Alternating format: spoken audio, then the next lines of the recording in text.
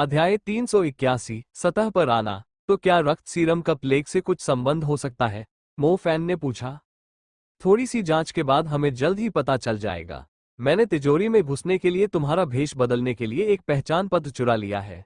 महामारी फैलने के बाद से व्हाइट टाउन में लॉकडाउन है, इसलिए किसी भी चीज का आना जाना प्रतिबंधित है। मुझे पूरा यकीन है कि खराब रक्त सीरम अभी भी शहर में कहीं न कहीं मौजूद है, लिंगलिंग ने कहा। आज क्लियर स्काई हंटर एजेंसी के लिए न्याय दिलाने का समय आ गया है। मो फैन उत्साहित थे। रक्त सीरम को सैन्य आपूर्ति प्रांगण में रखा गया था। चूंकि मो फैन के पास पहचान पत्र था, इसलिए वो बेधड़क होकर उस जगह में घुस गया। मो फैन को अच्छी तरह याद था कि जब वो पहली बार व्हाइट टाउन आया था तो उस जगह की सुरक्षा बहुत कड़ी थी, लेकिन व्हाइट मैजिक फाल्कन्स के आक्रमण के बाद से कई गार्डों को अग्रिम मोर्चे पर भेज दिया गया था। घुसपैठ काफी आसान थी। मो फैन ने जल्द ही सफेद कोट पहने लोगों को उन तिजोरियों से बक्से निकालते हुए देखा जिनमें रक्त सीरम रखे गए थे। मोर्चे पर कई लोग घायल हुए हैं। हमें यहाँ रक्त सीरम इकट्ठा करने के लिए भेजा गया है। जब आपके पास यहाँ पूरा भंडार है तो आप हमें इसे लेने से क्यों रोक रहे हैं? भंडारों के पास खड़े सफेद कोट पहने गार्डों की ओर उंगली उठाते हुए एक सैनिक ने गुस्से से कहा। मैंने आपको पहले ही बता दिया है, यहाँ कोई ब्लड सीरम नहीं है। कोई उन्हें पहले ही मोर्चे पर पहुंचा चुका है। सफेद कोट पहने एक गार्ड ने दृढ़ता से जवाब दिया। क्या तुम्हें लगता है कि मैं अंधा हूं? मैं कई सालों से सेना में चिकित्सक रहा हूं और तुम यह मान रहे हो कि मैं रक्त सीरम को नहीं पहचान सकता? क्या कोई इस नाजुक स्थिति का फायदा उठाकर भारी मुनाफा कमाने की योजना बना रहा है जब व्हाइट मैजिक फाल्कन्स हम पर हमला कर रहे हैं? सैनिक ने गुस्से से कहा। बदनामी बंद करो, हम तो बस अपने आदेशों का पालन कर रहे हैं, गार्ड ने शर्मिंदा होकर कहा। हम आदेश दफा हो जाओ। तुम लोग हद से ज्यादा बड़े हो, जरूरी सामान अपने पास जमा कर रहे हो। मैं आप तिजोरियों में रखे सारे ब्लड सीरम निकाल लूंगा और देखूंगा कि कोई मुझसे कमांडर मिंग कुओ से मिलने की हिम्मत करता है या नहीं। सैनिकों, तिजोरियों से सारे ब्लड सीरम निकाल लो। काली दाढ़ी वाला एक आदमी आगे बढ़ा। उसके बैज से ही उसकी पहचान कमांडर के रूप में हो गई। सफेद कोट पहने गार्ड शुरू में साहसी और आत्मविश्वासी थे, लेकिन जब उन्होंने देखा कि एक कमांडर इसमें शामिल है तो उनका आत्मविश्वास तुरंत चकनाचूर हो गया। कमांडर मिंग कुओ निर्दयी था। उसने बैटल मैच का नेतृत्व किया और तिजोरियों के दरवाजे तोड़ दिए। जैसे ही दरवाजे खुले, तहखानों में रैक पर रक्त सीरम की बोतलें करीने से सजी हुई थीं। रोशनी में डिब्बों के अंदर का खून एक अनोखी चमक बिखेर रहा था। और तुम मुझसे कह रहे हो कि ये ब्लड सीरम नहीं है? कमांडर मिंग कुओ ने गुस्से से कहा। वो पहरेदारों ने मुंह बना लिया। चुप रहो, अगर तुमने एक शब्द भी बोला तो मैं तुम्हें राख कर दूंगा। हमारे सैनिक मोर्चे पर भीषण युद्ध लड़ रहे हैं, जबकि तुम जैसे नीच लोग रसद जमा कर रहे हैं, कमांडर मिंग कुओ चिल्लाया।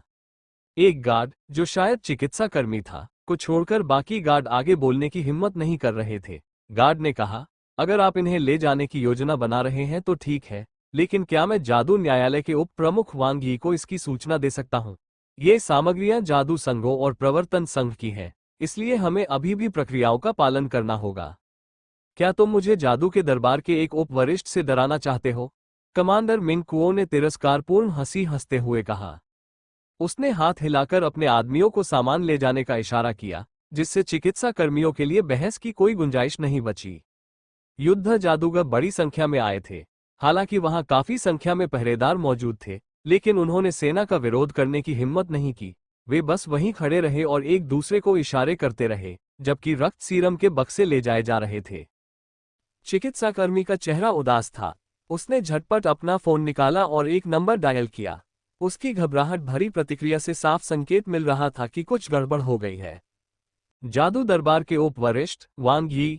मो फैन के होंठ ऊपर की ओर मुड़ गए। उसे एक उपयोगी जानकारी मिल गई थी। ये स्पष्ट था कि रक्त सीरम में कुछ गड़बड़ थी, अन्यथा उन्हें ले जाने से क्यों रोका जाता? मोर्चे पर इस समय भीषण हमला हो रहा था, इसलिए यह स्वाभाविक ही था कि इस तरह की आपूर्ति तुरंत वहीं भेजी जाए। मो फैन भी उस समय एक चिकित्सक के वेश में था। जब उसने कमांडर मिंग कुओ के लोगों को रक्त सीरम लेते देखा तो वह तुरंत उनके पास पहुंचा। कमांडर, कृपया प्रतीक्षा करें, मो फैन ने पुकारा।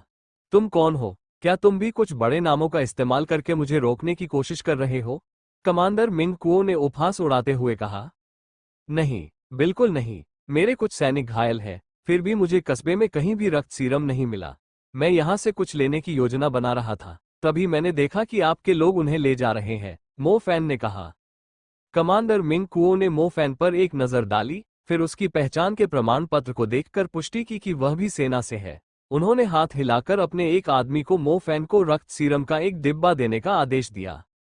मो फैन ने अपना आभार व्यक्त किया, और जैसे ही वो पैसे देने ही वाला था, कमांडर मिंग कुओ ने हाथ हिलाकर कहा, चिंता मत करो, हम सब शहर के लिए अपनी जान जोखिम में डाल रहे हैं।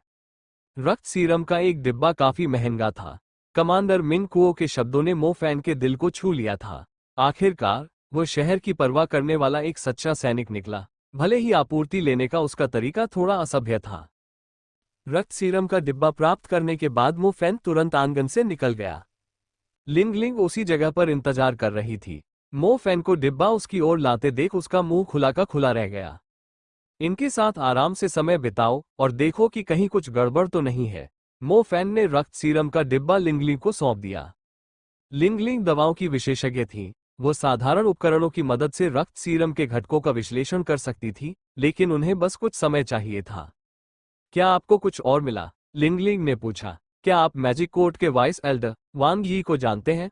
मो फैन ने पूछा। चिकित्सा कर्मियों ने कमांडर को रोकने के लिए उसका नाम लिया था, इसलिए यह संभव है कि वही व्यक्ति तिजोरियों के अंदर रक्त सीरम छिपा रहा हो। मेरी बहन को पता होना चाहिए। लिंगलिंग ने तुरंत लेन किन को यह जानकारी देते हुए फोन किया। लेन किन काफी देर तक गहरी सांसें लेते हुए चुप रही। ऐसा लगता है कि हम महामारी के पीछे की सच्चाई के काफी करीब पहुंच रहे हैं, लेन किन ने गंभीर स्वर में कहा। अब हमें क्या करना चाहिए? मो फैन ने पूछा। मो फैन, लिंगलिंग, पश्चिमी किले की ओर जाओ, रक्त सीरम का पता लगाओ। मुझे विश्वास है कि सच्चाई बहुत जल्द सामने आने वाली है, लेन किंग ने कहा। समझ गया, अब हम चलते हैं। मो फैन ने सिर हिलाया। हालात वाकई दिलचस्प होते जा रहे थे। जल्द ही उन्हें पता चल जाएगा कि इस महामारी के लिए कौन जिम्मेदार था। भोर की हल्की रोशनी वेस्ट लेक की सतह पर धीरे धीरे फैल रही थी, और जैसे ही आकाश रोशन हुआ, 9 बिजली के भाले चमकने लगे। अब लोग उस अद्भुत सुपर मैजिक को और भी स्पष्ट रूप से देख सकते थे। बिजली की जादुई शक्ति ने उस विशालकाय सांप को मजबूती से जकड़ लिया था। उसका शरीर चोट के निशानों से भरा हुआ था। वो बेहद कमजोर दिख रहा था। उसका ऊपरी शरीर अब भी झील की सतह से ऊपर दिखाई दे रहा था। वो कभी कभी झील के चारों ओर जमा भयभीत भीड़ पर नजर डालता और बिजली की सजा के घेरे से बाहर निकलने की कोशिश करता। दुर्भाग्यवश वो घेरा अत्यंत ठोस था और अपनी वर्तमान शक्ति से उसके लिए उससे बाहर निकलना असंभव था। पुल पर बैठी तांग्युए काले टोटेम सांप का साथ दे रही थी। अगर काला टोटेम सांप हमेशा के लिए इस दुनिया से चला जाए, तो वह उसके आखिरी पलों में उसके साथ रहना चाहती थी। काले टोटेम सांप के घाव फैलते जा रहे थे। भाले से निकलती बिजली लगातार उसके शरीर पर गिर रही थी और उसे पीड़ा पहुंचा रही थी। अंततः काले टोटेम वाले सांप की ऊर्जा समाप्त हो गई। उसका शरीर धीरे धीरे सिकुड़ गया और उसने अपना सिर अपने शरीर पर टिका दिया। उसकी आंखें धीरे धीरे बंद हो गईं। बड़े आदमी, क्या तुम ठीक हो? कृपया थोड़ी देर और मेरे साथ रहो। मैं तुम्हें बचाने का कोई तरीका सोचूंगी, तांगयुए ने उस जानवर पर चिल्लाते हुए कहा। काले टोटेम वाले सांप ने अपनी भारी पलकें खोली। उसने तांगयुए की ओर देखा और एक हल्की सी चीख निकाली, मानो वो तांगयुए को बता रहा हो कि वो बहुत थका हुआ है, इसलिए थोड़ी देर के लिए झपकी ले रहा है। काले टोटेम सांप के घाव बुरी तरह से रिस रहे थे। बिजली की चिंगारियां बेरहमी से उसकी त्वचा में घुस रही थीं। वे उसे तभी छोड़ेंगी जब वो टुकड़े टुकड़े हो जाएगा। तांगयुए उस विशालकाय जानवर को सोने से रोकने के लिए लगातार चिल्लाती रही। हालांकि काले टोटेम वाले सांप ने अपनी आंखें बंद कर ली थी और उसकी पुकारों पर कोई प्रतिक्रिया नहीं दे रहा था। तांगयुए ने अपने हाथों से अपना चेहरा ढक लिया। उसकी आंखों में आंसू भर आए। वह काले टोटेम सर्प को देखती रही, जो बिजली के झटकों से धीरे धीरे टुकड़े टुकड़े हो रहा था। उसे नहीं पता था कि वह हमेशा के लिए सो जाएगा या नहीं।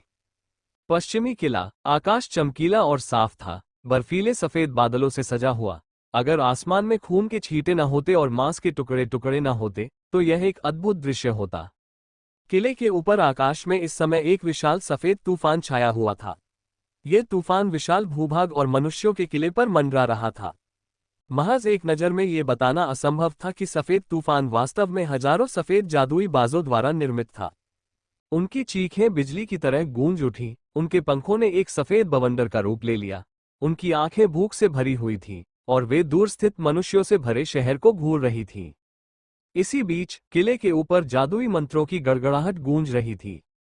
विभिन्न मूलभूत मंत्रों के रंग आकाश में आतिशबाजी की तरह खिल रहे थे। विनाशकारी तत्वों की तीखी गंध पूरे भूभाग में फैली हुई थी। असंख्य पंखों और पंजों के बीच आकाश में भारी संख्या में शक्तिशाली जादूगर आपस में लड़ रहे थे।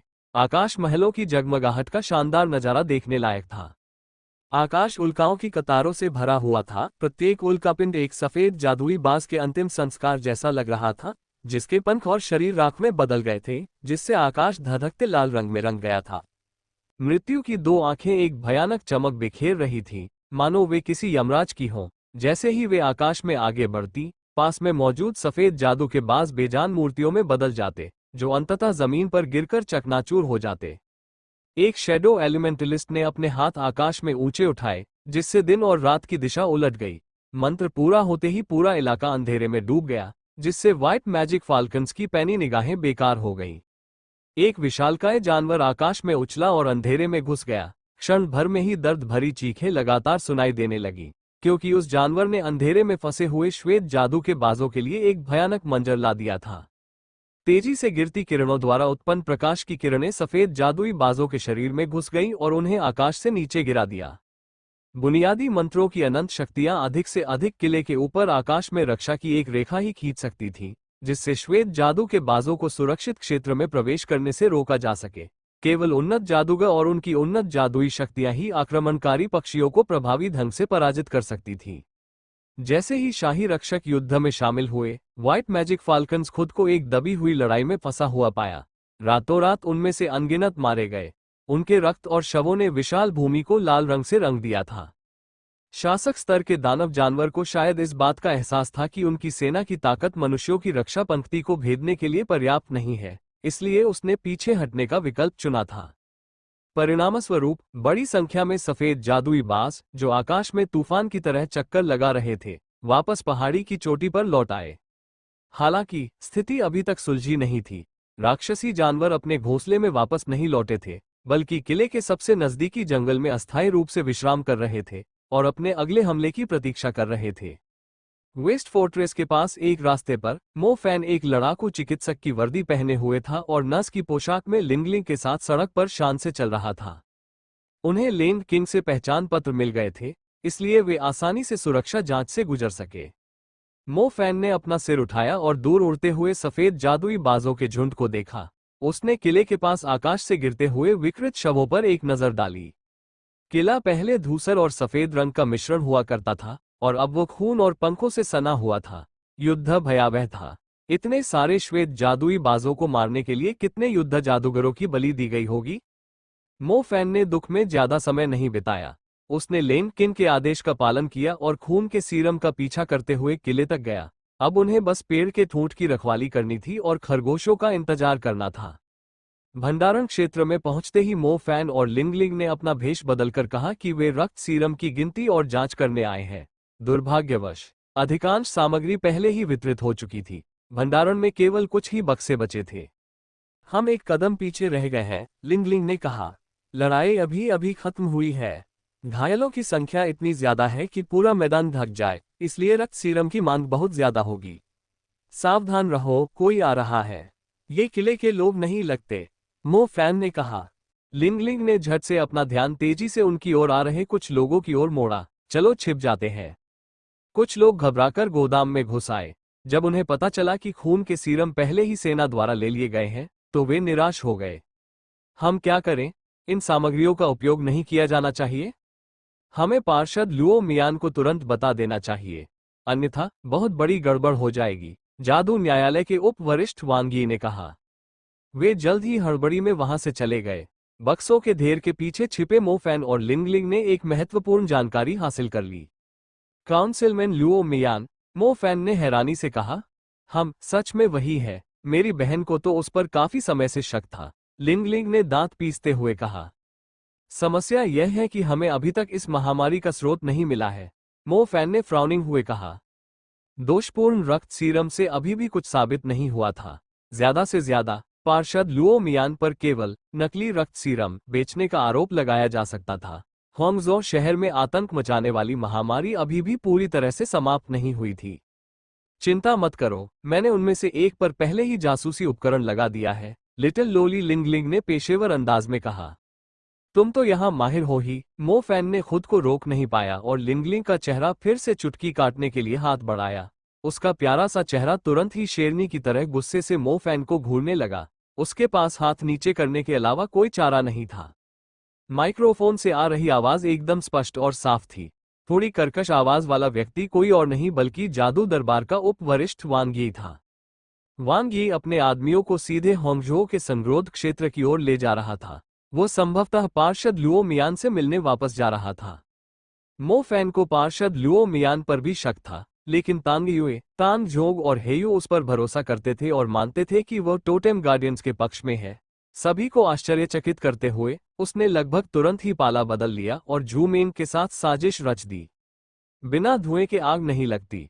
लुओ मियान के इस फैसले ने जादू दरबार के प्रमुख ली तियान को तुरंत उत्सुक कर दिया। दरअसल ली तियान और लेंग किंग को कुछ ऐसे सबूत मिले थे जिनसे पता चलता था कि पार्षद कुछ गड़बड़ कर रहा है।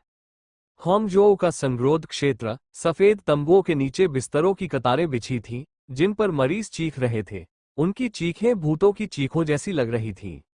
जैसे जैसे समय बीतता गया, घाव और भी ज्यादा खराब होते गए।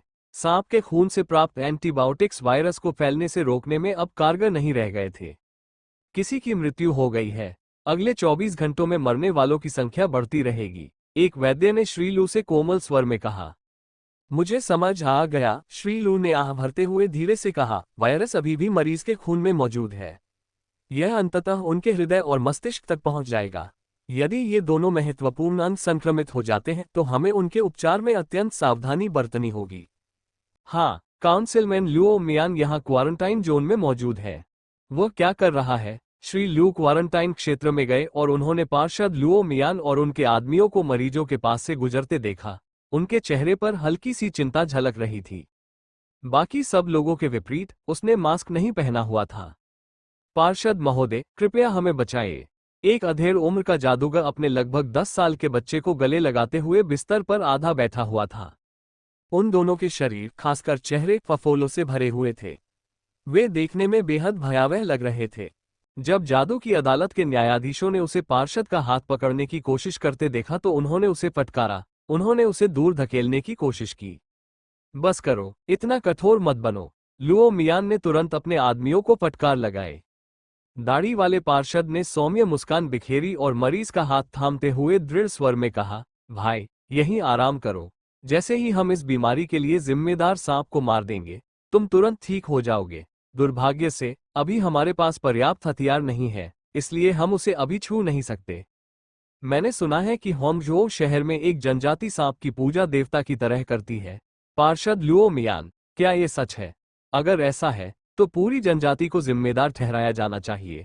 हमें उन्हें ढूंढ ढूंढ कर जिंदा जला देना चाहिए। प्लेग से संक्रमित एक व्यक्ति ने गुस्से में कहा। इन शब्दों ने भीड़ को तुरंत क्रोधित कर दिया।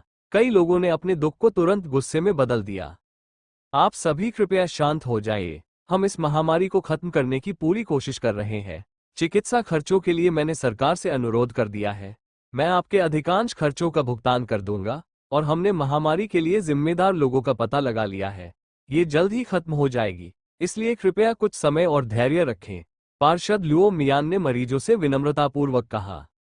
हम पार्षद पर हमेशा भरोसा रखेंगे, यह सही है।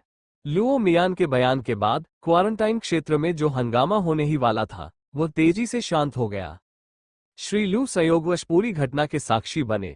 वे मुस्कुराते हुए आगे बढ़े और थोड़ा झुककर बोले, भीड़ को शांत करने की क्षमता केवल पार्षद के पास ही होती है। क्या काबिलियत है, मैं बस खुद को उनकी जगह रखकर सोच रहा हूँ। पार्षद लुओ मियान ने अपने आदमियों को इशारा किया ताकि उन्हें श्री लू के साथ कुछ समय अकेले बिताने का मौका मिल सके। श्री लू, क्या आपके पास कोई तेज जहर है? आप ये भी जानते हैं कि इस महामारी के लिए सांप ही जिम्मेदार है। हमने उसे सुपर लाइटनिंग फॉर्मेशन से घेर लिया है, लेकिन ज्यादातर विशेषज्ञों को मोर्चे पर भेज दिया गया है, इसलिए हम उसे समय पर मार नहीं सकते।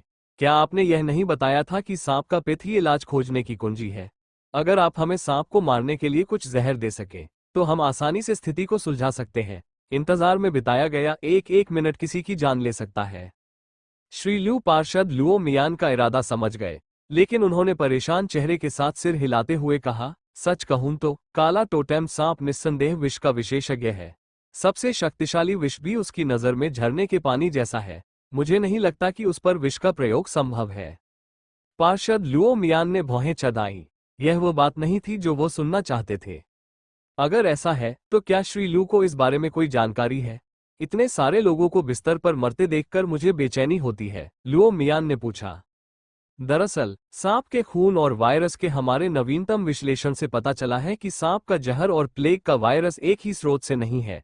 मेरे विचार से पार्षद को सांप को मारने के प्रयास में ज्यादा मेहनत नहीं करनी चाहिए, श्री लू ने कहा। क्या ऐसा है? पार्षद लुओ मियान आश्चर्यचकित प्रतीत हुए।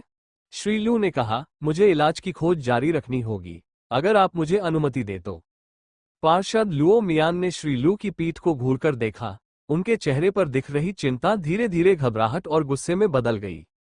हालात उनके नियंत्रण से बाहर होते जा रहे थे। पहले तो सेना ने रक्त सीरम छीन लिए थे, अब श्री लू को यह भी पता चल गया था कि सांप का महामारी से कोई लेना देना नहीं है। अगर उन्होंने जल्दी कार्रवाई नहीं की तो उनकी पूरी योजना व्यर्थ हो जाएगी। तुम, पार्षद लुओ मियान ने ठंडे लहजे में कहा। हाँ, प्रारंभिक योजना के अनुसार आगे बढ़ें। हाँ, पश्चिमी किला। कई युवक सड़क पर खून के धब्बे साफ करने के लिए पोछे और बाल्टियां लेकर चल रहे थे। एक युवक ने अपना पोछा फेंका और गुस्से से चिल्लाया, मैं लड़ाई में शामिल होना चाहता हूं, मैं यहां सफाई करने नहीं आया हूं।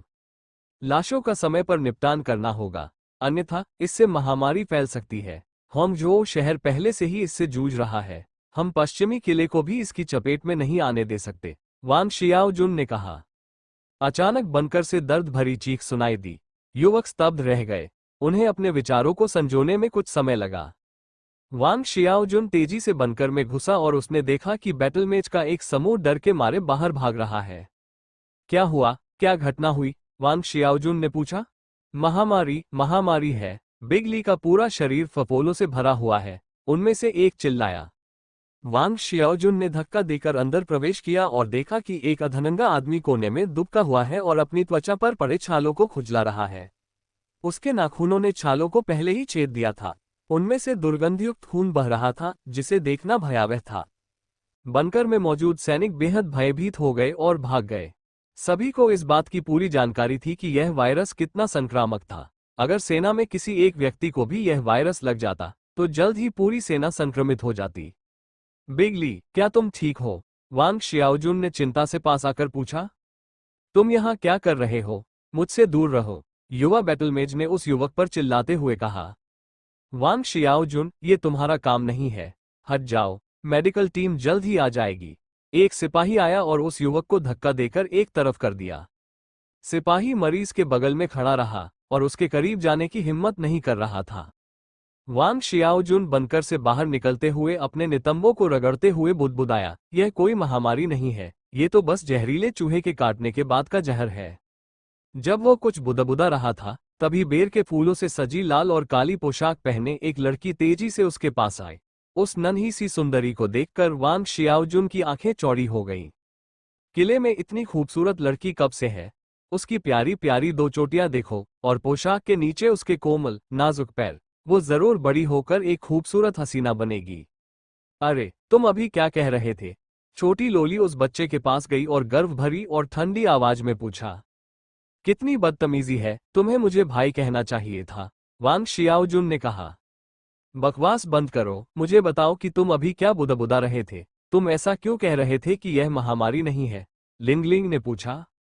ये कोई महामारी तो बिल्कुल नहीं है, मुझे ये तब हुआ था जब मैं कुछ चूहे पकड़ने गया था, मेरे हाथों पर छाले पड़ गए थे, लेकिन जैसे ही मैंने रेड फाल्कन हर्ब्स का रस लगाया, वो जल्दी ही ठीक हो गए। वांग शियाओजुन ने थोड़ी तिरस्कार भरी नजर से उस छोटी लोली को देखा और सच बताने का फैसला किया। क्या आपको इस बात का पूरा यकीन है? लिंगलिंग ने गंभीर स्वर में पूछा। वो इस बात पर नजर रख रही थी कि रक्त के सीरम कहाँ ले जाए जा रहे हैं। वो शुरू में इस बात को लेकर असमंजस में थी कि रक्त सीरम का प्लेग से क्या संबंध है, लेकिन अब सब कुछ समझ में आ गया। इस महामारी का स्रोत चिकित्सा उद्देश्यों के लिए इस्तेमाल किए जाने वाले रक्त सीरम थे। युवा बैटलमेज के शरीर पर पड़े छाले इसका प्रमाण थे।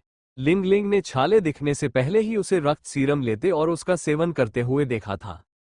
वेस्ट फोर्ट्रेस ने इस जगह पर महामारी को फैलने से रोकने के लिए बहुत सावधानी बरती थी। इसलिए यह असंभव था कि महामारी गलती से किसी अन्य स्रोत से आई हो।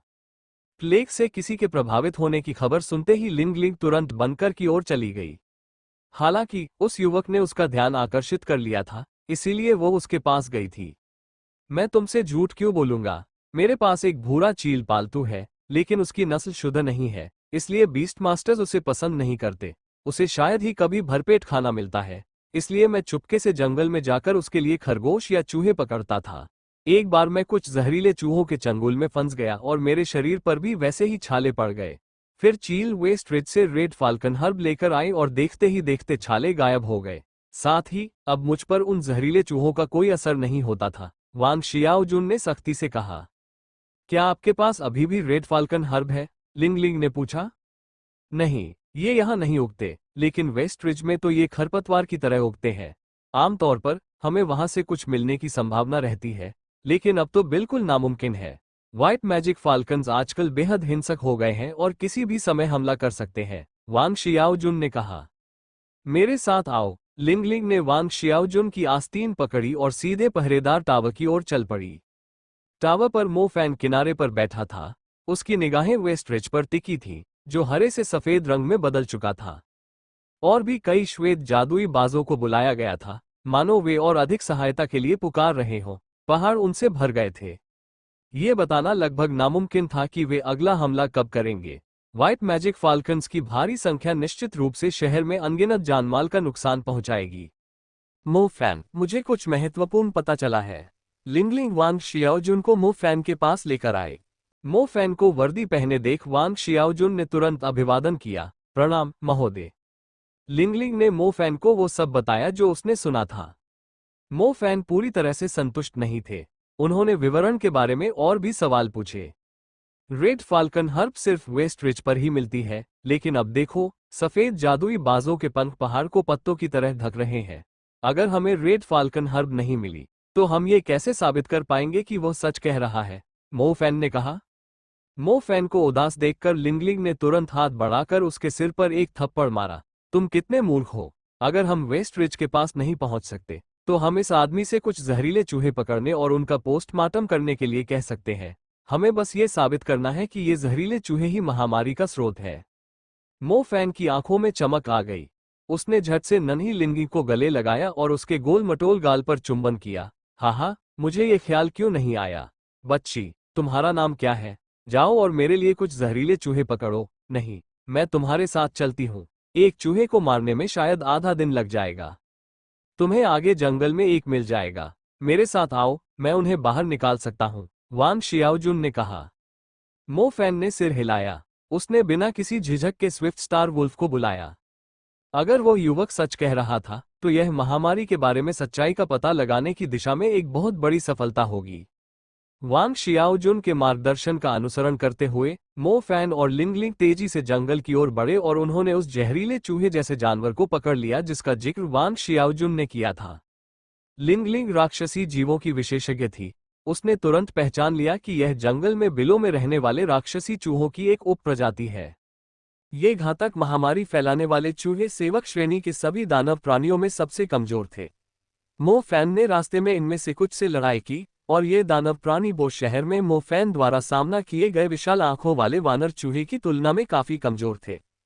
लिंगलिंग ने बड़ी कुशलता से मौके पर ही एक घातक महामारी वाले चूहे का विच्छेदन कर दिया। मो फैन और वांग शियाओजुन दोनों के चेहरे पर हैरानी के भाव थे, क्योंकि उन्हें विश्वास नहीं हो रहा था कि 10 साल से थोड़ी अधिक उम्र की एक छोटी बच्ची ऐसा कर सकती है। अजीब बात है, ये तो उत्परिवर्तित रक्त है। क्या मैं सच में इतनी भाग्यशाली हूँ? लिंगलिंग ने मो फैन की ओर देखा और जंगल की ओर इशारा करते हुए कहा, यहाँ से कुछ और पकड़ो और देखो कि क्या उनमें उत्परिवर्तित रक्त है। मो फैन ने उसके निर्देशों का पालन किया। कुछ चूहों को मारना कोई मुश्किल काम नहीं था।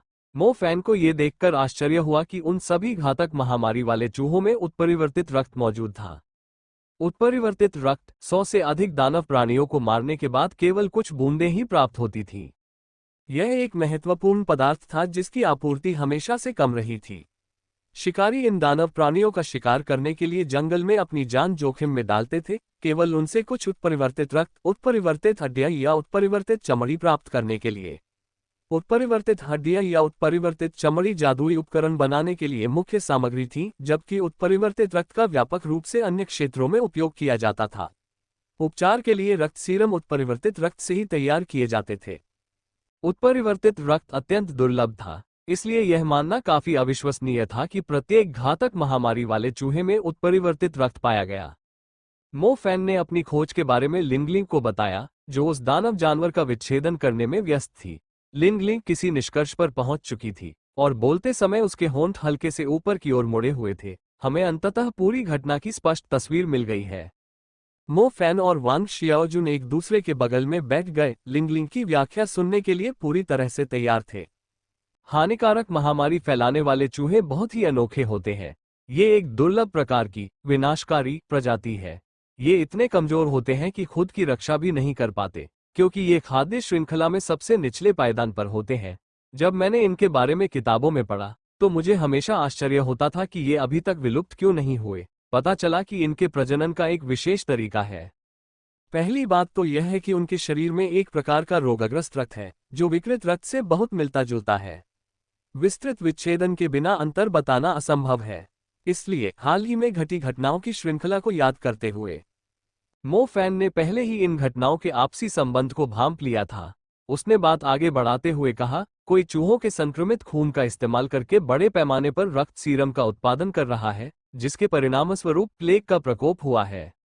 लिंगलिंग ने सिर हिलाते हुए कहा, बहन से मिली जानकारी के अनुसार शहर में मिले 2 सड़े हुए शवों ने पहले ही व्हाइट टाउन से रक्त सीरम खरीदे थे। मरीजों के पहले समूह को घातक महामारी फैलाने वाले चूहों के खून से बने रक्त सीरम से वायरस लगा।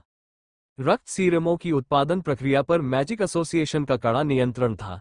ये लगभग असंभव था कि किसी ने रक्त सीरमों के उत्पादन के लिए गलत सामग्री प्राप्त की हो। इसलिए ये सबसे अधिक संभावना थी कि किसी ने दोषपूर्ण रक्त सीरमों का बड़े पैमाने पर उत्पादन करने के लिए मैजिक एसोसिएशन के साथ मिलीभगत की हो। रक्त सीरम का प्रभाव सामान्य रक्त सीरम जैसा ही होता, लेकिन उन्होंने कभी नहीं सोचा था कि घातक महामारी फैलाने वाले चूहों का रक्त रोगी के शरीर में छिपा रहेगा और फिर एक बीमारी के रूप में सामने आएगा।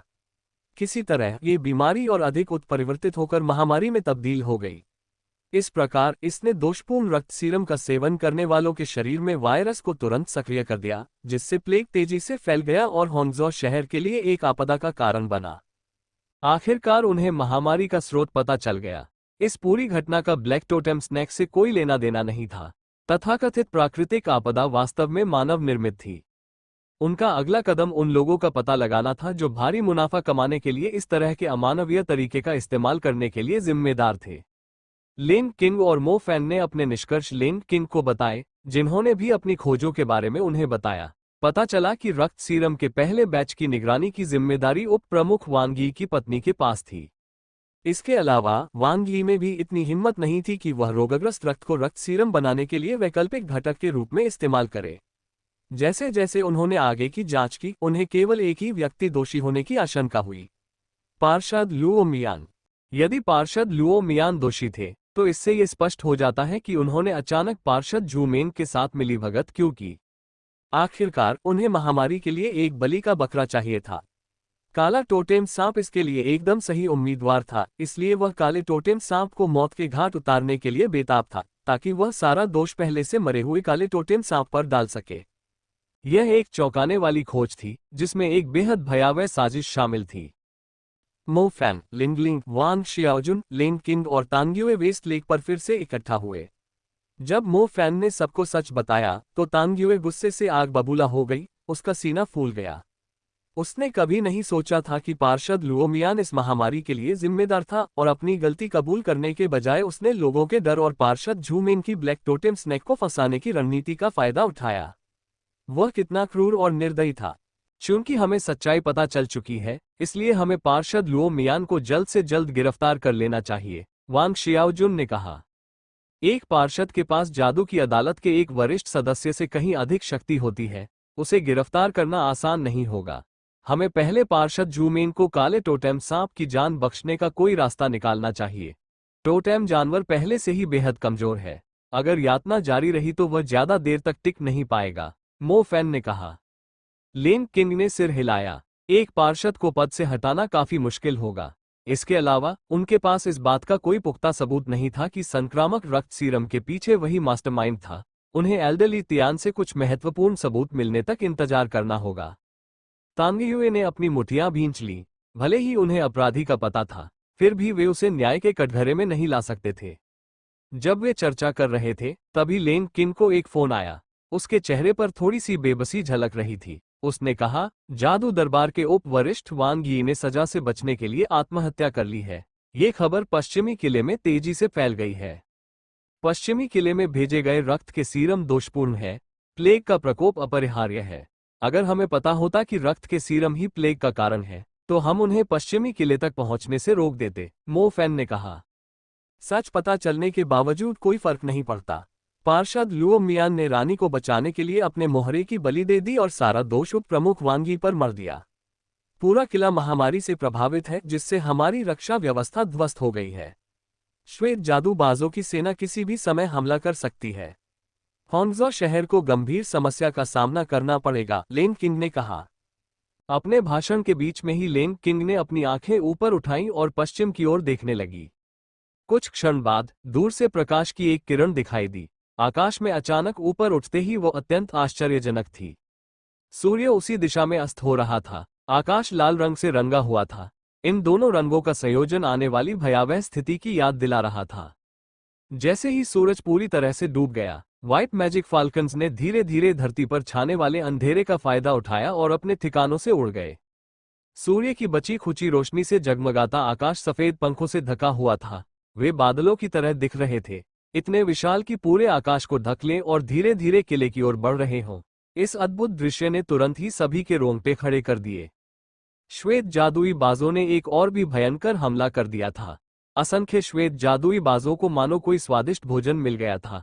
वे प्रचंड रक्त पिपासा वाले सफेद भयानक राक्षसों में परिवर्तित हो गए थे और मानव जगत पर टूट पड़े थे। वे किले के पश्चिम में स्थित पहाड़ों और जंगलों के ऊपर से उड़ गए। इस बीच मानव पक्ष की सबसे महत्वपूर्ण रक्षा पंक्ति महामारी के कारण आतंक से घिरी हुई थी। युद्ध जादूगर रक्षा मीनारों पर कतार बनाकर खड़े हो गए।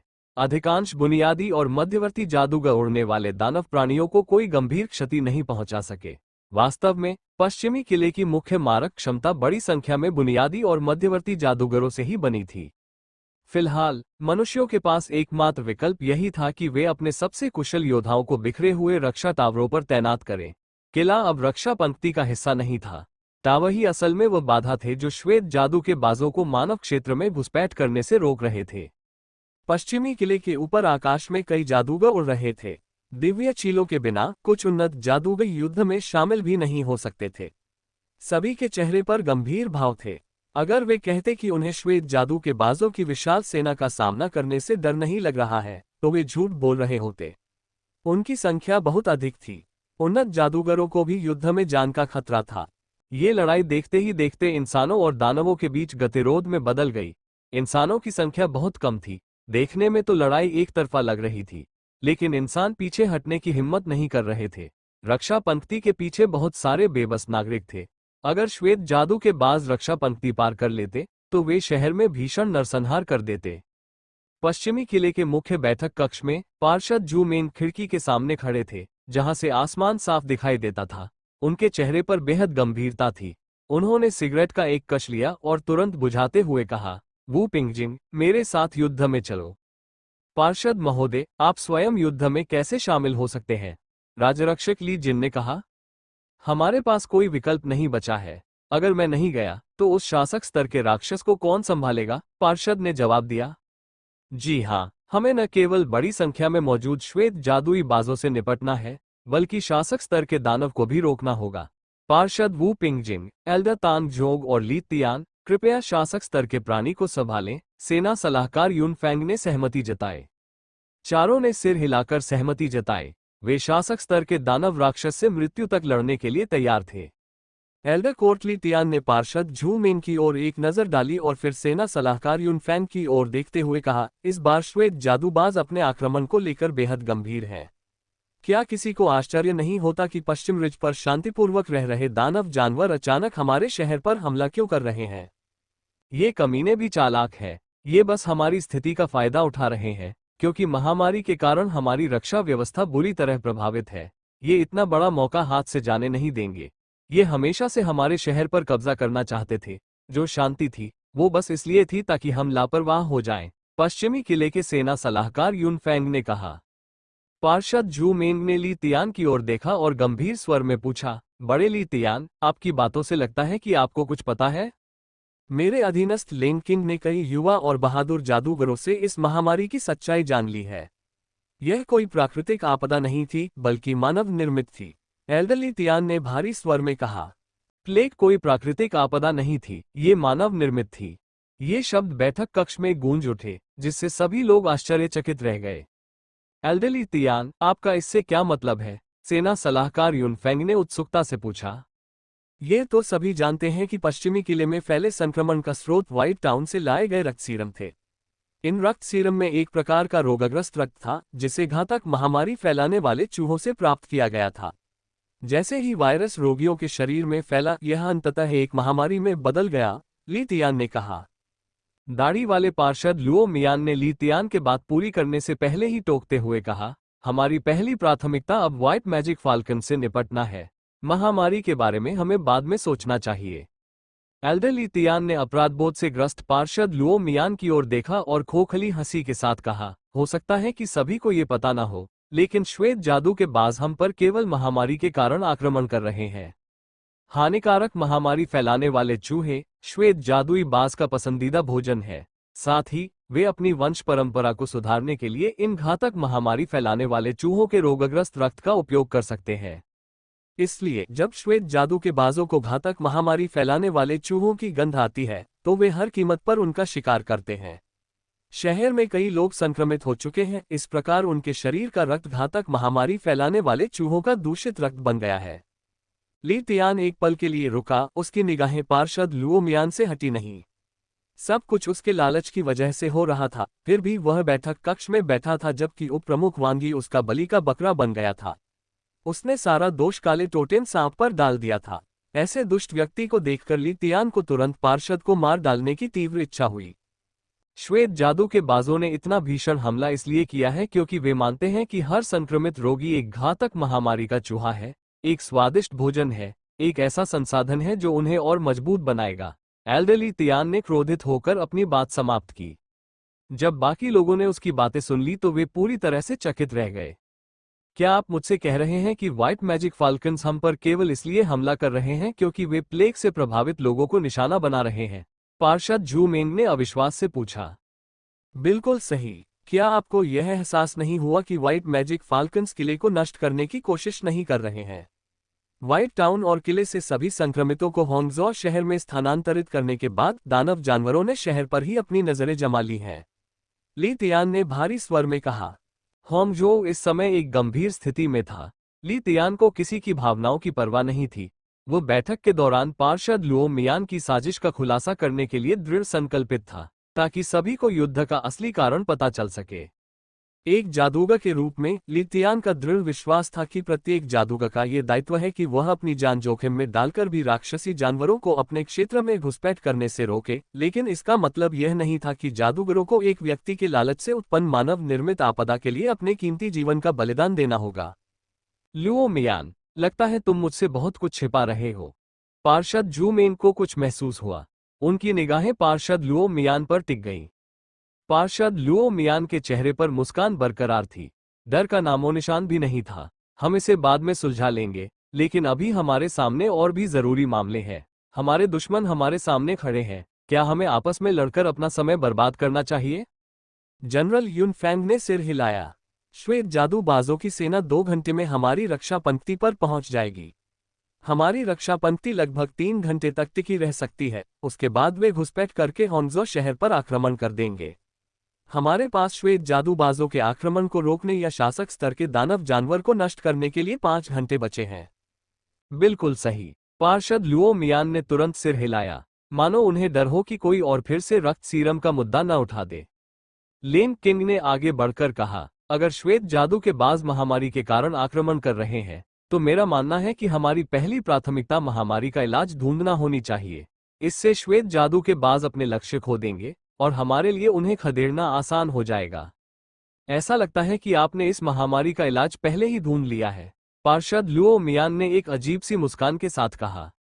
ये सच है, यहाँ तक कि श्री लू को भी इस महामारी से निपटने का कोई अंदाजा नहीं था। भला हम 5 घंटे के भीतर इलाज ढूंढकर इस स्थिति को कैसे सुलझा सकते थे? हमें पहले ही पता चल चुका है कि इसका विषनाशक क्या है। यह एक विशेष प्रकार की जड़ी बूटी है जो केवल वेस्ट रिज पर उगती है, जिसे रेड फाल्कन हर्ब कहते हैं। अगर हम उनमें से कुछ तोड़ लें तो हम संक्रमितों का शीघ्र ही इलाज ढूंढ सकते हैं, लेन किंग ने कहा। भीड़ का ध्यान तुरंत लेंग किंग पर केंद्रित हो गया, विशेषकर पार्षद जू मेंग पर। उनकी आंखों में उत्साह झलक रहा था और उन्होंने झट से कहा, क्या आपको यकीन है कि रेड फाल्कन हर्ब इस बीमारी का इलाज है? लेंग किंग ने सिर हिलाते हुए कहा, बिल्कुल। हे, मान लो कि रेड फाल्कन हर्ब प्लेग का इलाज हो सकता है, तो इस स्थिति में हम वेस्ट रिज पर कदम कैसे रख सकते हैं? ये तो व्हाइट मैजिक फाल्कन्स का अड्डा है। क्या तुम इतने मूर्ख हो कि यह मान लो कि व्हाइट मैजिक फाल्कन्स के हम पर हमला करने के लिए निकल जाने के बाद भी ये जगह सुरक्षित है? एक बटालियन को भी वहां सही सलामत पहुंचने में मुश्किल होगी। क्या तुम्हें सच में लगता है कि हमारे पास ऐसे बेतुके अनुमानों पर खर्च करने के लिए अतिरिक्त सैनिक हैं? पार्षद लुओ मियान ने गंभीर हंसी हंसते हुए कहा। लेन किंग और मैजिक कोर्ट के एल्डर ली तियान ने घमंडी पार्षद लुओ मियान को घूरकर देखा। खासकर लेन किंग ने मन ही मन कसम खाई कि स्थिति सुलझने के बाद वो उसे तुरंत जेल भेज देगी।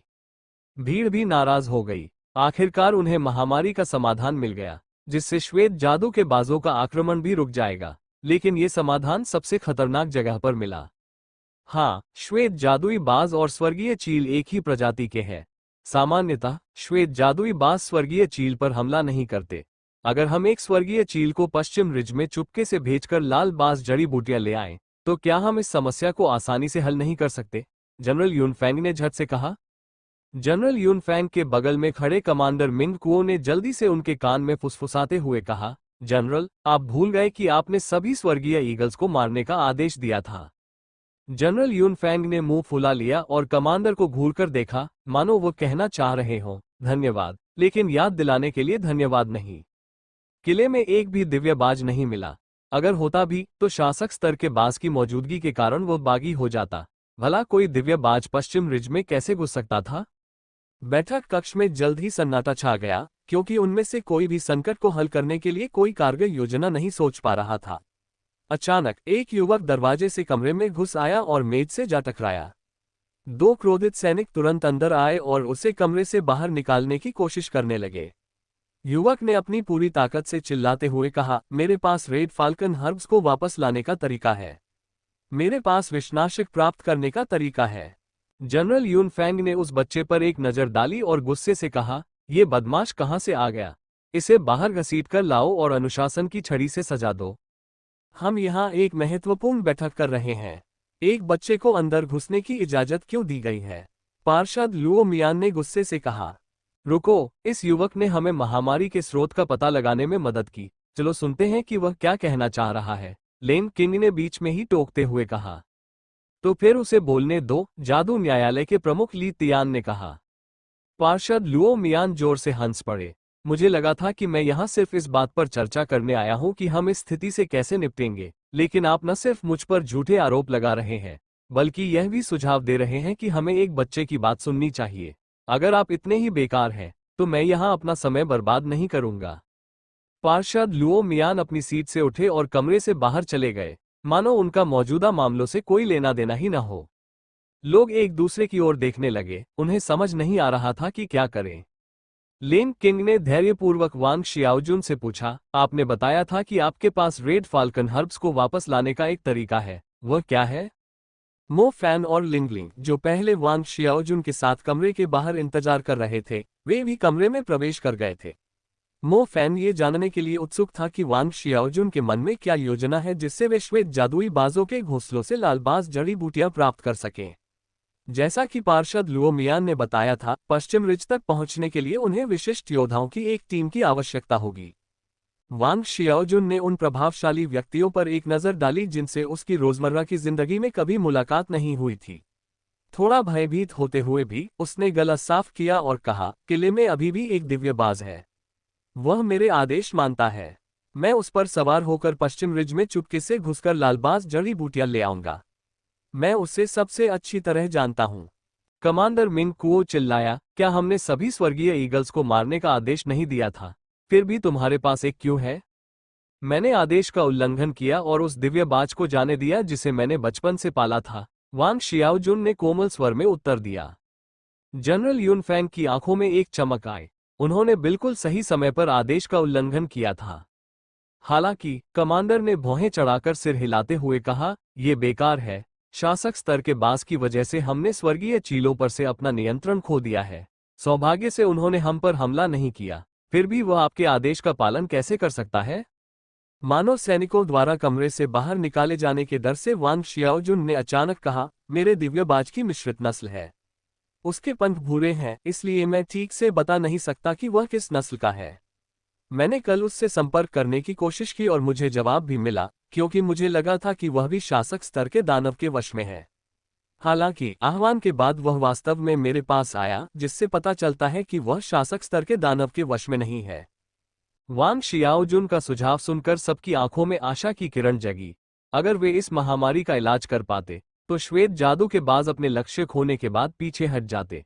वे हमेशा अपने क्षेत्र में ही रहते थे, इसलिए उनके मानव क्षेत्र पर आक्रमण करने के पीछे कोई न कोई कारण जरूर होगा। कमांडर, शायद हमें उस नौजवान के विचार को आजमाना चाहिए।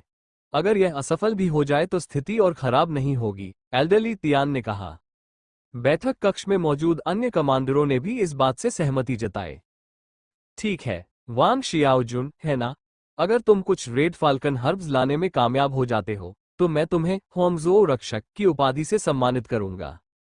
वांग शियाओजुन ने सलाम करते हुए जवाब दिया, मैं ये सुनिश्चित करूंगा कि मैं मिशन को पूरा करूं।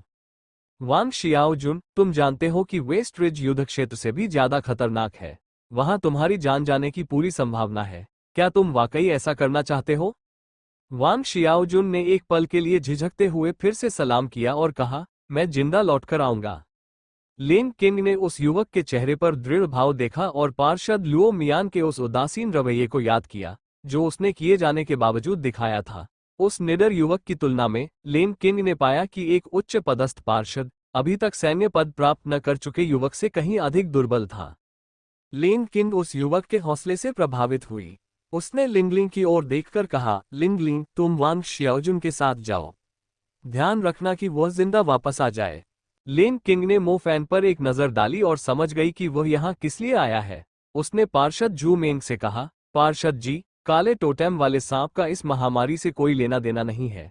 क्या आप कृपया उसे जाने देंगे और पश्चिम झील की रक्षा कर रहे लोगों को अग्रिम पंक्ति में तैनात करेंगे? अन्यथा जब तक लाल बाज जड़ी बूटियां वापस नहीं मिल जाती तब तक हम टिक नहीं पाएंगे। पार्षद झू मेंग ने अपनी दाढ़ी सहलाई। अभी तक इस बात का कोई सबूत नहीं था कि काला टोटेम सांप मित्रवत था, लेकिन उनके आदमियों से मिली खबर के अनुसार काला टोटेम सांप मरने की कगार पर था। अगर वे मुहर हटा भी लेते तो भी वह उन्हें कोई नुकसान नहीं पहुंचा सकता था। ये देखते हुए कि तांग झोग का कबीला युद्ध में भारी गोलाबारी कर सकता है और सेना के साथ पूर्ण सहयोग के लिए काले टोटेम सांप की जान बख्श देना ही बेहतर था। पार्षद जू मेंग ने सिर हिलाते हुए कहा, ठीक है, हम उसे जाने देंगे। अंततः लेन किंग मुस्कुराए। उसने तुरंत मो फैन से कहा, तुम पार्षद झू मेंग का आदेश पश्चिम झील ले जाओ और उनसे बिजली की सजा देने वाली सेना को वापस बुलाने को कहो।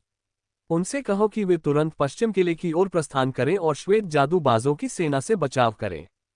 मो फैन मुस्कुरा उठा। उनकी मेहनत आखिरकार व्यर्थ नहीं गई। वे अंततः काले टोटेम सांप को बचाने में कामयाब हो गए। अब बस कुछ ही समय की बात थी जब मिस तांगयुए अपना जीवन उसे समर्पित कर देंगी। ओह, हर कोई इस स्थिति को लेकर बेहद चिंतित है। क्या मैं इस बारे में सोचकर कुछ ज्यादा ही निर्दयी नहीं हो रही हूं? मो फैन तुरंत शहर वापस लौटा और सीधे सुकोजुवे की ओर चल पड़ा। 9 बिजली के भाले अभी भी झील पर मजबूती से खड़े थे और विशालकाय काले टोटेम सांप को दबाए हुए थे। काला टोटेम सांप वैसा ही था जैसा उसने पिछली बार देखा था। उसका शरीर कुंडली मारकर बैठा था और उसने अपना सिर उस पर टिका रखा था। वह गहरी नींद में लग रहा था। मो फैन तांगयुए के पास गया, जो अभी भी उसी जगह पर उसकी रखवाली कर रही थी। वो अभी भी जीवित होना चाहिए, है ना? मो फैन ने पूछा। मुझे नहीं पता। मैं महसूस कर सकती हूँ कि उसकी आभा बहुत कमजोर हो गई है। अगर हम उसे बचाने का कोई उपाय नहीं ढूंढ पाए तो वह यूं ही अनंत नींद में सो सकता है, तांगयुए ने लाल आंखों से कहा। मो फैन मुस्कुराई और बोली, क्या आपको एहसास नहीं हुआ कि कुछ अलग है?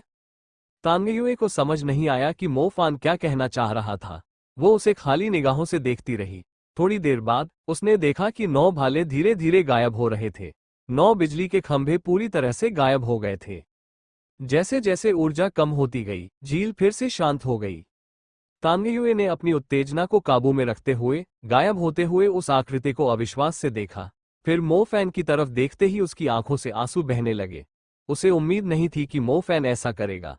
वह पूरी तरह से असहाय थी, लेकिन उसने उस काले टोटेम सांप की जान बचाई जिसे वह अपने परिवार की तरह मानती थी। अपनी भावनाओं को रोक न पाने वाली तांगयुए ने अपनी बाहें खोलकर मो फैन को गले लगा लिया। वो सचमुच असमंजस में थी, उसे समझ नहीं आ रहा था कि अपनी कृतज्ञता कैसे व्यक्त करे। और मो फैन को इस पल का लंबे समय से इंतजार था। एक सज्जन की तरह उसने तांगयुए की पीठ पर धीरे से थपथपाया और अपना सिर उसकी गर्दन के चारों ओर के सुगंधित बालों में गड़ाकर गहरी सांस ली। उसकी उंगलियां धीरे धीरे नीचे की ओर सरक गईं।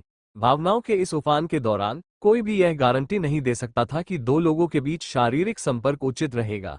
ऐसी दुर्घटनाएं होना आम बात थी। उदाहरण के लिए उसके हाथ अब तांगयुए के कूल्हों पर थे। ऐसे समय में भावनाओं के तीव्र उफान से गुजर रही एक महिला को ऐसी छोटी छोटी बातों का एहसास नहीं होता। तांगयुए ने मो फैन को काफी देर तक गले लगाया और मो फैन इस अद्भुत अनुभूति में डूबा रहा। वो उसकी पकड़ छोड़ने को तैयार नहीं था। कुछ देर बाद तांगयुए ने अपना ध्यान ब्लैक टोटेम स्नेक पर केंद्रित किया। बिजली की सजा का घेरा हटा लिया गया और टोटेम जानवर को अब बिजली की यातना नहीं सहनी पड़ी। हालांकि उसकी आभा अभी भी बेहद कमजोर थी। तांगयुए को उसके घावों का इलाज करने का कोई उपाय नहीं सूझ रहा था, जब तक कि वो 100 से अधिक उपचारकों को यहां बुलाकर ब्लैक टोटेम स्नेक पर एक साथ उपचार करने का प्रबंध न कर ले। मिस तांगयुए, ब्लैक टोटेम स्नेक की हालत बहुत गंभीर है। उसका बहुत खून बह गया है। क्या आपको लगता है कि इंसानों के लिए बने ब्लड सीरम से उसे आराम मिलेगा? मो फैन ने पूछा। बिल्कुल, लेकिन उसके आकार को देखते हुए उसे तो पूरे ट्रक भर के सांपों की जरूरत पड़ेगी। भला हम उन्हें कहां से ला पाएंगे? तांगयुए ने काले टोटेम सांप की ओर देखते हुए कहा। मो फैन गहरी सोच में डूब गया। फिर उसने गंभीर भाव से कहा, मेरे पास रक्त सीरम से भरा एक ट्रक लाने का तरीका तो है, लेकिन हो सकता है कि वे दोषपूर्ण हो। तांगयू ने पीछे मुड़कर गुस्से से कहा, अरे बेवकूफ, क्या तुम उस बड़े आदमी को वही रक्त सीरम देना चाहते हो जिससे प्लेग फैला था? मो फैन ने तुरंत माफी मांगते हुए कहा, मुझे लगा था कि वह इस बीमारी से प्रतिरक्षित होगा। तांगयुए चौंक गई, फिर उसकी आंखों में चमक आई। उसने अचानक मो फैन के गाल पर चुंबन कर दिया। मो फैन हक्का बक्का रह गया। वो इसके लिए बिल्कुल भी तैयार नहीं था। उसने पल भर में अपने दाहिने गाल का पहला चुंबन खो दिया था। तांगयुए की प्रतिक्रिया देखकर मो फैन ने हैरानी से कहा, अरे नहीं, क्या तुम मुझे बता रही हो कि इस आदमी पर जहर का कोई असर नहीं होगा? तांगयुए ने मनमोहक मुस्कान के साथ काले टोटेम सांप की ओर इशारा करते हुए कहा, ये सभी जहरों का जनक है। मो फैन का मन कर रहा था कि वो घुटनों के बल गिर जाए। उन्हें महज एक आकस्मिक विचार आया था, और फिर भी यह बात सामने आई कि वे वास्तव में ब्लैक टोटेम स्नेक को रक्त सीरम पिला सकते थे। क्या सांप हैकिंग की चालें चल रहा है? वांग शियाओजुन आगे आगे चल रहा था और वो और लिंगलिंग पश्चिमी किले के पास जंगल में और गहराई तक जाने के लिए आगे बढ़ रहे थे। क्या आपको यकीन है कि उसने आपको धोखा नहीं दिया है? लिंगलिंग ने गंभीर स्वर में पूछा। सच कहूं तो मुझे पक्का यकीन नहीं है, लेकिन उसने उस दिन मेरी पुकार का जवाब दिया था। मैं इस बांसुरी से उसे बुला सकता हूं। वांग शियाओजुन ने एक छोटी बांसुरी निकाली। उसने बांसुरी को अपने मुंह के पास रखा और एक धुन बजाना शुरू किया। ध्वनि किसी पत्ते से सीटी बजाने जैसी थी। हालांकि यह काफी तीखी थी, फिर भी सुनने में बहुत सुरीली थी। इसके अलावा ये जंगल में काफी दूर तक सुनाई देती थी। जंगल में बांसुरी की ध्वनि गूंज उठी। लिंगलिंग ने अपने आसपास देखने के लिए सिर उठाया, लेकिन उसे धूसर चील का कोई निशान नहीं मिला। वांग शियाओजुन बांसुरी बजाता रहा। काफी देर बाद उसे आसपास के कीड़ों की भिनभिनाहट के अलावा कोई और आवाज सुनाई नहीं दी। उसने थोड़ी निराशा के साथ बांसुरी नीचे रख दी और कहा, शायद मैंने स्थिति को बहुत सरलता से समझा। यहां तक कि उचित वंश वाले स्वर्गीय चील भी शासक स्तर के प्राणी की उपस्थिति का सामना नहीं कर सकते। मिश्रित नस्ल की तो बात ही छोड़िए, जिसकी प्रतिरोधक क्षमता कम मानी जाती है। लिंगलिंग ने दिलासा देते हुए कहा, क्यों न तुम फिर से कोशिश करो, शायद वो यहां से बहुत दूर हो। वांग शियाओजुन ने दूर तक देखा और बांसुरी फिर से उठाए। जैसे ही वह उसे बजाने वाला था, पेड़ों से एक तीखी चीख सुनाई दी। वह आवाज काफी सुरीली थी और वांग शियाओजुन उससे बहुत अच्छी तरह परिचित था। यह उसी भूरे बाज की आवाज थी जिसे उसने बचपन से पाला था। पश्चिमी किले के सभी दिव्य चीलों को बेरहमी से मार डाला गया था, जबकि उनके अपवित्र वंश ने उनकी जान बचाई थी। वांग शियाओजुन को आश्चर्य हुआ कि धूसर चील अब भी उनके प्रति बहुत संवेदनशील थी। वह तेजी से उनके पास उड़कर आई और उतरकर अपना सिर उनके सिर से सहलाने लगी। वो उनके खिलाफ नहीं हुआ था, वो अब भी पहले जैसा ही था। वांग शियाओजुन ने उत्साह से भूरे चील को गले लगाया। उसने उसके सिर पर थपथपाते हुए कहा, जानते हो, हम कुछ अविश्वसनीय करने वाले हैं। सेना में बाकी लोगों ने हमें नीचा दिखाया है और हमारे साथ बुरा बर्ताव किया है। अगर हम इस मिशन को पूरा कर लेते हैं तो पश्चिमी किले के लोगों का हमारे प्रति नजरिया बदल जाएगा। क्या यही वो पल नहीं है जिसका हम हमेशा से इंतजार कर रहे थे? भूरे रंग के चील ने उत्तेजित होकर दहाड़ मारी, मानो वह वांग शियाओजुन के शब्दों को समझ गया हो। यह मिशन बहुत खतरनाक है। अगर कुछ भी गड़बड़ हुई तो हम दोनों मारे जाएंगे। मैं भी बहुत डरा हुआ हूँ, लेकिन मैं सेना में सिर्फ चावल पकाने वाला बनकर नहीं रहना चाहता। मैं योगदान देना चाहता हूँ। धूसर चील, अब सिर्फ तुम ही मेरी मदद कर सकते हो, वांग शियाओजुन ने चील की ओर देखते हुए ईमानदारी से कहा। धूसर चील चुप रही और अपने पंख पूरी तरह फैला लिए, मानो वह वांग शियाओजुन को ये बताने की कोशिश कर रही हो कि वे तुरंत वहां से निकलने वाले हैं। ठीक है, चलो, वांग शियाओजुन चील की पीठ पर कूद गया। खुद को संभालने के बाद उसने लिंगलिंग से कहा, मेरा यही इंतजार करो। मैं रेड फाल्कन हर्ब्स को लाने के बाद सीधे किले में भेज दूंगा। मैं तुम्हें अपेक्षाकृत सुरक्षित मार्ग पर ले जाऊंगी, लेकिन तुम्हारी सुरक्षा की गारंटी नहीं दे सकती। याद रखना, अगर तुम किसी भी तरह की मुसीबत में पड़ जाओ तो जबरदस्ती मत करना। तुम अकेले श्वेत जादू के बाजों का सामना नहीं कर सकते, लिंगलिंग ने वांग शियाओजुन से सख्ती से कहा। वांग शियाओजुन मुस्कुराया। उसने लिंगलिंग को बेढंगे तरीके से प्रणाम किया और चील की गर्दन थपथपाई। चील आसमान में उड़ गई और कुछ ही सेकंड में जंगल से गायब हो गई। लिंगलिंग ने अपना सिर उठाया और उस बहादुर युवक और प्रताड़ित धूसर चील को दूर उड़ते हुए देखा। किसी ने नहीं सोचा था कि होंगझोउ शहर का भविष्य एक 17 वर्षीय लड़की के कंधों पर टिका होगा। उफ, वह भूल ही गई थी कि वह भी 17 साल की है। ठीक है, उम्मीद है कि वो और चील सुरक्षित लौट आएंगे। मो फैन ने फोन काट दिया। उसने पश्चिम की ओर देखा और पंखों वाले सफेद बादलों को शहर के करीब आते हुए देखा।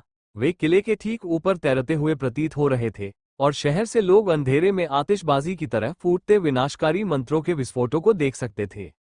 होंगझोउ शहर के जादूगर एक भीषण रक्तपात के बीच फंसे हुए थे। उम्मीद है कि वे वांग शियाओजुन के लाल बाज जड़ी बूटियों के साथ लौटने तक टिक पाएंगे, अन्यथा जल्द ही और भी अधिक जानमाल का नुकसान होगा। इनमें से कुछ भी मो फैन के नियंत्रण में नहीं था। अब उसका पूरा ध्यान ब्लैक टोटेम स्नैक की मदद करने पर था। रोगग्रस्त रक्तयुक्त रक्त सीरम का जत्था वेस्ट लेक ले जाया जा रहा था। इनकी मात्रा पर्याप्त थी, इसलिए ट्रक भरकर ले जाने से कोई फर्क नहीं पड़ता। इसके अलावा ये स्पष्ट था कि ये रक्त सीरम मनुष्यों के लिए उपयुक्त नहीं थे, इसलिए ये ब्लैक टोटेम स्नैक के लिए एकदम सही थे। रक्त के सीरमों को ले जाने में ही काफी समय लग गया। वे अंततः आधी रात के आसपास सुकौज़वे पहुंचे। जब मो फैन ने देखा कि काला टोटेम सांप जाग नहीं रहा है तो वह झट से उसके सिर पर कूद गया। रक्त सीरम की मात्रा काफी कम थी, इसलिए काले टोटेम सांप के लिए उसे स्वयं ग्रहण करना लगभग असंभव था।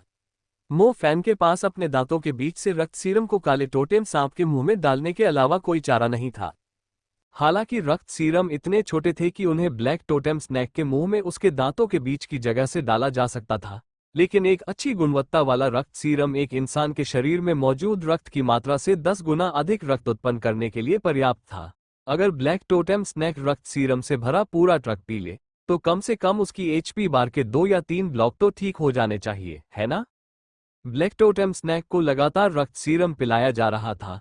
मो फैन को इस बात का जरा भी अंदाजा नहीं था कि उसने ब्लैक टोटेम स्नैक को जो रक्त सीरम पिलाया था उसकी कीमत कितनी थी। जल्द ही उसने लगभग पूरा ट्रक भर रक्त सीरम उस जानवर को पिला दिया। रक्त सीरम टोटेम बीस्ट के लिए भी बहुत प्रभावी थे। ये स्पष्ट था कि ब्लैक टोटेम स्नैक की आभा ठीक होने लगी थी। जैसे ही मो फैन ने ब्लैक टोटेम स्नैक को ब्लड सीरम का आखिरी डिब्बा खिलाया, सांप की आंखें अचानक खुल गईं।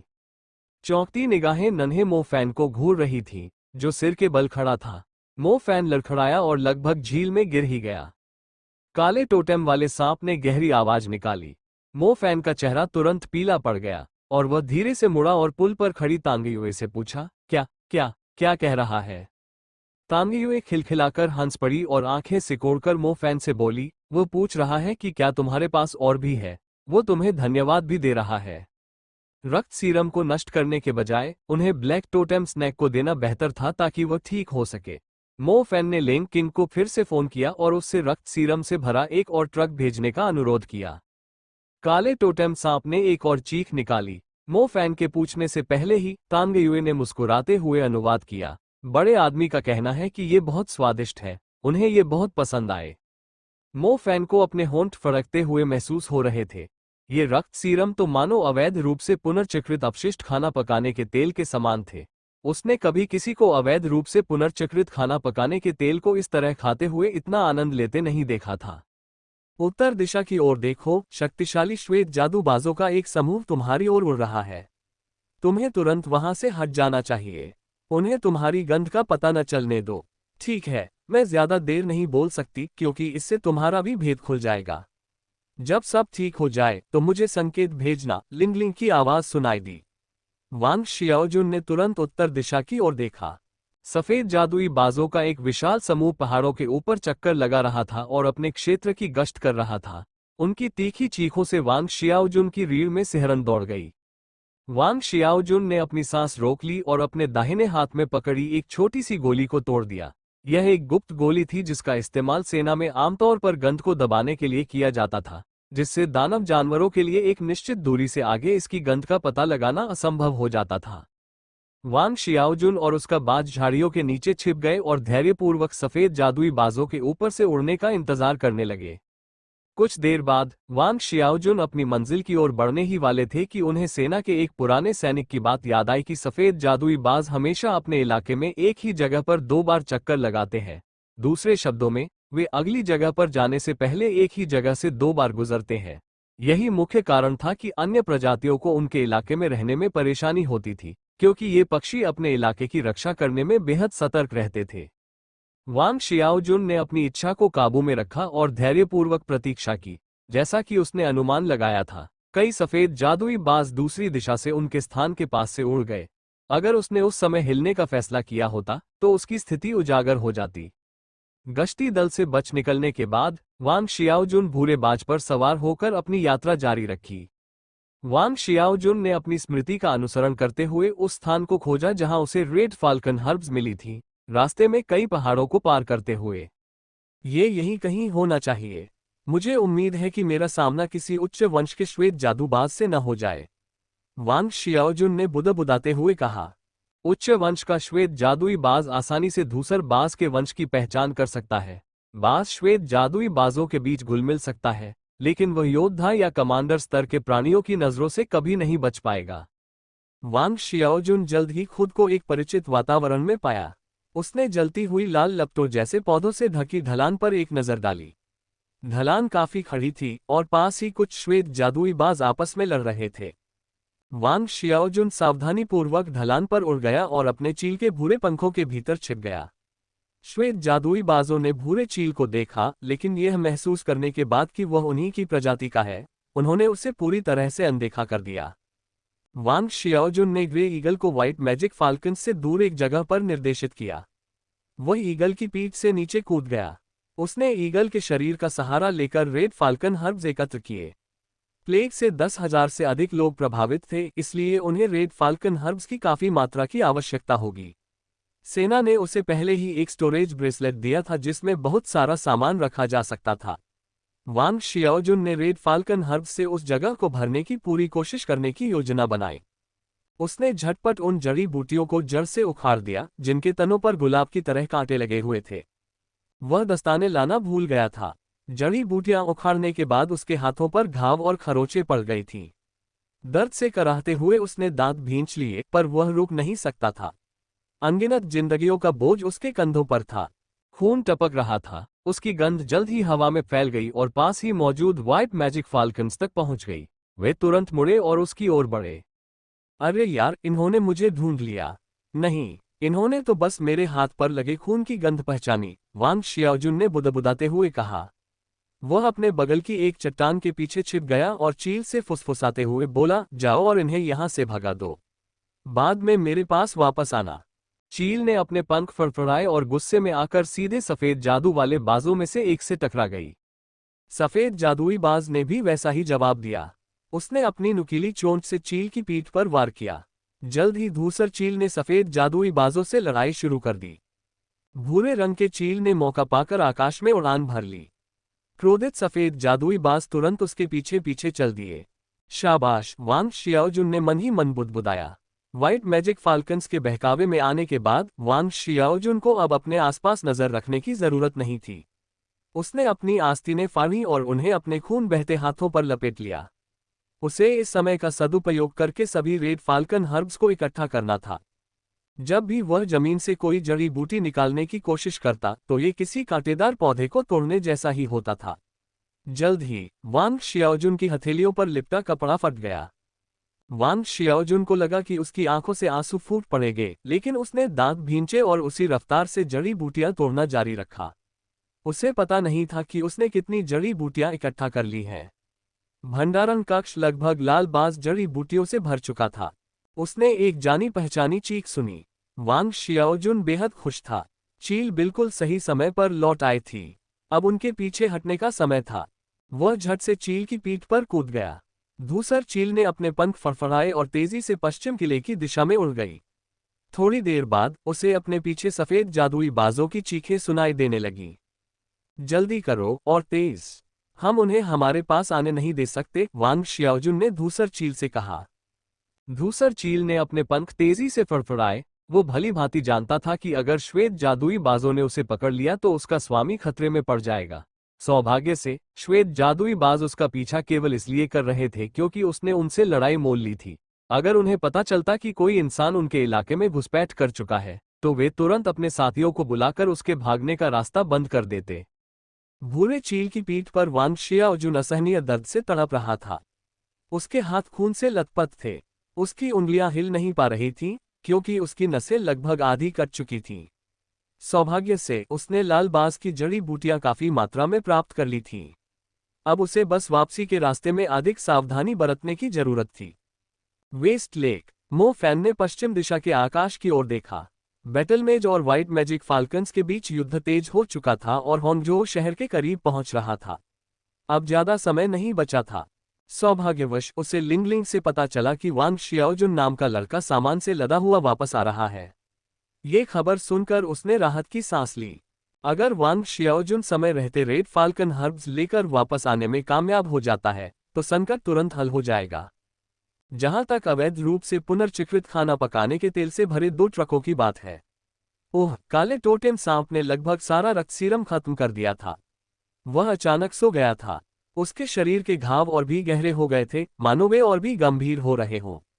मो फैन को पता नहीं था कि सांप इन चोटों से उबर पाएगा या नहीं। तांग जोंग ने तांग्युए को अपने साथ ले जाकर छोड़ दिया था और उसे उस सांप की रखवाली करने के लिए अकेला छोड़ दिया था जिसने कभी उसे बुरी तरह डरा दिया था।